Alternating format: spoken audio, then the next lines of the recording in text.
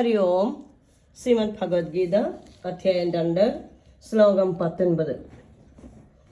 യേനം വേത്തി ഹന്താരം യജ്ജൈനം മന്യതേ ഹതം ഉഭൗ തൗ ന വിജാനീതോ നായം ഹന്തിന ഹന്യതേ.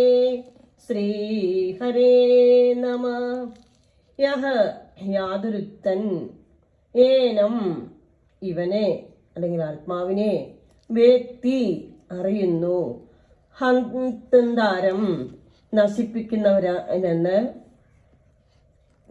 കിംച തന്നെയല്ല, ഹതം മന്യതേ കൊല്ലപ്പെടുന്നവനായി അറിയുന്നത്, തൗ ഉഭൗ ആ രണ്ടുപേരും, നവീജാനീത ഒരിക്കലും അറിയുന്നില്ല, അയം ഇവൻ അത് ആത്മാവ്, നഹന്തി ഹനിക്കുന്നുമില്ല, നഹന്യതേ കൊല്ലപ്പെടുന്നുമില്ല.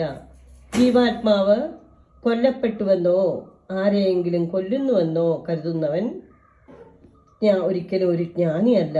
ആത്മാവിന് ഒരിക്കലും ഒരാളെ കൊല്ലാനോ അല്ലെങ്കിൽ ആത്മാവിനെ ആർക്കെങ്കിലും കൊല്ലുവാനോ സാധിക്കുന്നില്ല.